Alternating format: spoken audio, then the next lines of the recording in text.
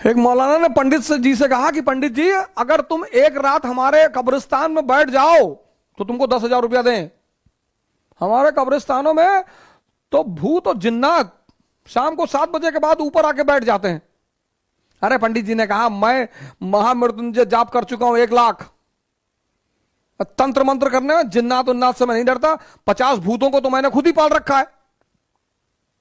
मौलाना ने कहा, अच्छा तो आज रात हमारी कब्रिस्तान में बिता कर दिखाओ। पंडित जी चले गए। मौलाना ने कहा कि आज रात सिर्फ रहना नहीं है, डंडा ले जाओ और कब्र पे गाड़ देना और डंडा पकड़ के खड़े रहना। पंडित जी गए कि डंडा गाड़ेंगे और फिर वापस चले आएंगे, और जब उन्होंने डंडा गाड़ा तो हिल ही नहीं पाए। उसके बाद पंडित जी वहीं गिर गए, खत्म। सुबह मौलाना आया, देखा पंडित जी तो मरे पड़े हुए थे। वो ये कैसे हो गया? तो देखा उसने गौर से चारों तरफ घूम के, तो पंडित जी धोती पहने थे और धोती जमीन से लग रही थी, और जब उन्होंने डंडा गाड़ा तो धोती के साथ डंडा अंदर चला गया। तो जब वो पलटे तो धोती तो डंडे में फंसी थी। उनको लगा कि पकड़ लिया इसने।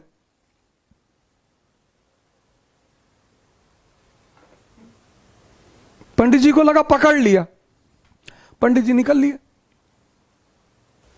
सुभाष चंद्र बोस, अब बोर्ड मेंबर ने पूछा कि बोस क्या नहीं कर सकता?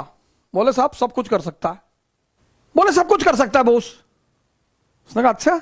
उसने अपनी वेडिंग रिंग निकाली, शादी वाली अंगूठी सामने रख दी, कहा इसमें से निकल के दिखाओ।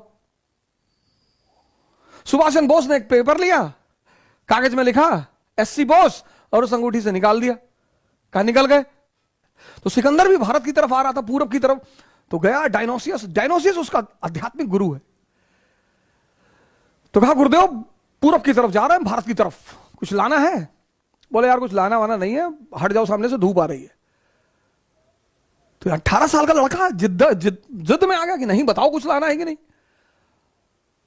बोले यार लाना तो है। बोले क्या लाना है? बोले एक सन्यासी ले आना भारत से। कहा ठीक है। आया भारत आया। जब वो लौटने लगा पोरस से युद्ध के बाद, तो उसे याद आया कि यार गुरुदेव ने तो सन्यासी मंगवाया है। तो उसने कहा हाँ। तो उसने अपने सेनापति नियार्कस को बुलाया, कहा ऐसा करो एक सन्यासी पकड़ लाओ, जाओ उठा लाओ किसी को। नियार्कस गया और एक बहुत फेमस सन्यासी थे उस समय के, दंडिन सन्यासी, सिकंदर को मिल गया दंडिन। नियार्कस वो गया बाहर, उसे वही मिल गए गेरुआ पहने हुए। उसको लगा ये है सन्यासी। उसने दंडिन से कहा कि सिकंदर भाई ने बुलाया है। बोले सिकंदर भाई ये कौन है? अरे बोले उसने तलवार पे हाथ रखा। अरे दंडिन ने कहा ये सब खिलौने बाजार में बहुत मिलते हैं, और दुनिया में 2 ही भाई हैं, एक ऊपर वाला दूसरा मैं, और किसी का नाम मत लेना मेरे सामने, नहीं तो चप्पल निकाल के इतना मारूंगा तुमको। नियार्कस को बड़ा अजीब लगा कि ये कौन आदमी है यार। नियार्कस ने आके कहा सिकंदर से कि यार बड़ी अजीब चीज हो गई आज। बोले क्या? बोले आपका नाम जिसके भी सामने लिया वो कांपने लगा।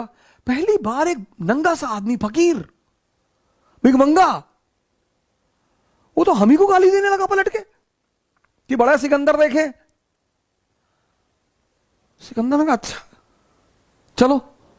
सिकंदर पहुंचा दंडिन के पास, कहा मैं सिकंदर अगर पहाड़ों को हुक्म कर दूं तो पहाड़ भी चलते हैं। डायलॉग बाजी मानवीय प्रवृत्ति है।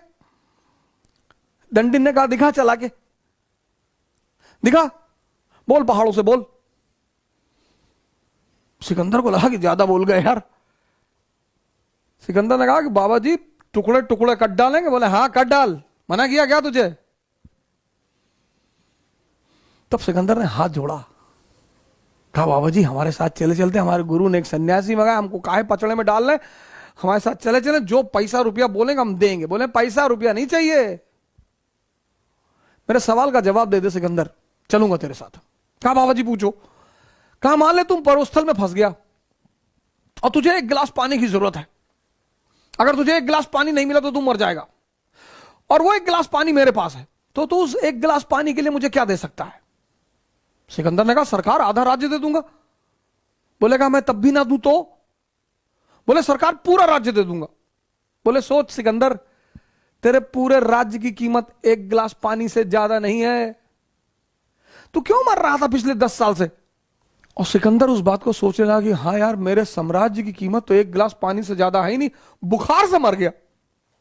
विक्रमादित्य जाते हैं, बरगद के पेड़ पर एक लाश को उतारते हैं, अपने कंधे पर रखते हैं, तो लाश उन्हें कहानी सुनाना शुरू करती है। तो लाश ने विक्रमादित्य को कहानी सुनानी शुरू की कि एक गांव में एक आचार्य जी रहते थे, उनकी बड़ी खूबसूरत बेटी थी और उनके 3 शिष्य थे और तीनों उस लड़की को बहुत प्यार करते थे और तीनों बड़े योग्य थे। आचार्य जी को भी लगता था कि यार योग्य तो तीनों है, लड़की को भी लगता था कि योग्य तो तीनों है, तो शादी किससे करूं? बाप और बेटी दोनों बड़े कंफ्यूज थे कि विवाह किससे किया जाए। और जब लड़की यह सुनिश्चित नहीं कर पाई कि विवाह किससे किया जाए, तो एक दिन लड़की ने आत्महत्या कर लिया। अब जब लड़की ने आत्महत्या कर लिया, तीनों बड़े निराश हुए, गए, उसका दाह संस्कार किया। तो एक शिष्य तो तुरंत सन्यासी बन गया, वहीं धूनी लगा ली उसने उसकी कब्र के पास कि बस अब जीवन में कुछ करना ही नहीं, जिसको मैं प्रेम करता था वो बचा ही नहीं, तो अब जीवन में कोई सार नहीं, अब सिर्फ तपस्या करनी है और तपस्या करके ही जीवन को त्याग देना है।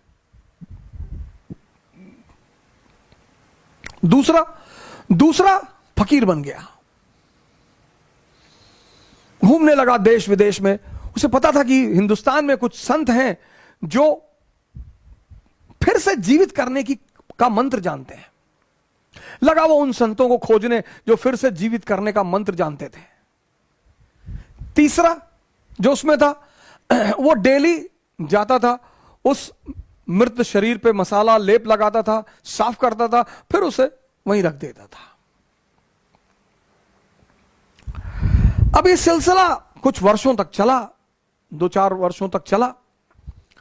तो वो जो घूम रहा था चारों तरफ, फकीर बन गया था, मंत्र की तलाश कर रहा था, पुनर्जीवन देने के मंत्र का जो तलाश कर रहा था, उसे एक दिन कुछ महात्मा लोग मिल गए, वो उस मंत्र को जानते थे। उसने उनकी सेवा की, उन्होंने उसे वो मंत्र सिखा दिया। जैसे ही उसने मंत्र सीखा, वो भगा वापस गांव की तरफ और वापस आकर उसने उस युवती को फिर से जिंदा कर दिया। जब उसने फिर से जिंदा कर दिया, तीनों दावेदार फिर खड़े हो गए और अब तो युवती और सुंदर हो गई। तब उस वेताल ने विक्रम से पूछा कि विक्रम बता कि अब लड़की को किससे विवाह करना चाहिए? अगर तेरे मन में उत्तर आ रहा है और तू जवाब नहीं देगा तो तेरे सर के टुकड़े टुकड़े हो जाएंगे, और अगर तूने जवाब दिया तो मैं तुझे छोड़कर चला जाऊंगा। वेताल ने कहा कि अगर तेरे मन में जवाब आ रहे हैं, और ये नेचुरल प्रकृति है, हमारे सामने जब भी कोई परिस्थिति होती है, एक जवाब मन में आता है कि ये कर ले यार, नेचुरल प्रकृति है, नेचुरल जवाब आना ही है। तो वेताल ने कहा कि देख विक्रम, अगर तेरे मन में जवाब आ रहा है और तूने मुझे नहीं दिया तो तेरे सर के टुकड़े टुकड़े हो जाएंगे, और अगर दे दिया तो मैं चला जाऊंगा। योग्य आदमी, भाई योग्य हो अयोग्य हो, मन में परिस्थिति में अगर परिस्थिति बन रही है तो जवाब आएगा। तो विक्रमादित्य ने जवाब देना शुरू किया। कहा जो मंत्र सीख कर आया और जिसने पुनः जीवन दिया वो पिता तुल्य है। जीवन देना का काम किसका है? पिता का। क्या दर्शन है सर! जीवन देने का काम किसका है? पिता का। तो जिसने मंत्र सीख कर जीवन दिया वो पिता तुल्य है, मुझसे विवाह नहीं होगा। जिसने उस शरीर की सेवा की 4 साल तक, वो पुत्र का धर्म है। सेवा करना पुत्र का धर्म है, वो भी बाहर हो गया। जिसने अपनी ही जिंदगी दांव पे लगा दी, यही प्रेम की कसौटी है, विवाह उससे होना चाहिए।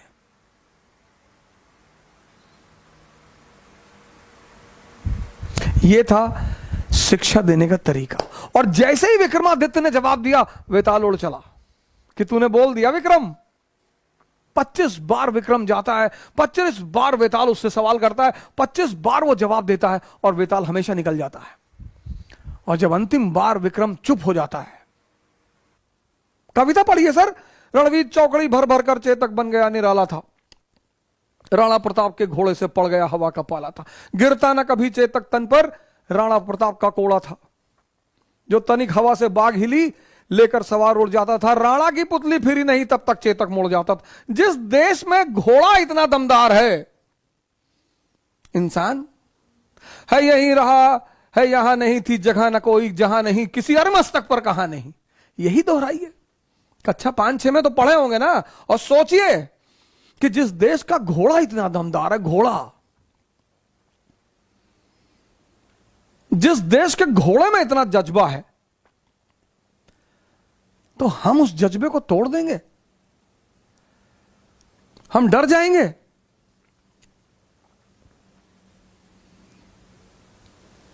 मरने के लिए तो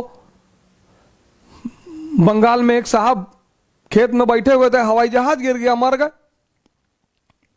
मौत का क्या है सर? खेत में बैठे हुए थे, प्लेन क्रैश कर गया, खेत में बैठे थे, खेत में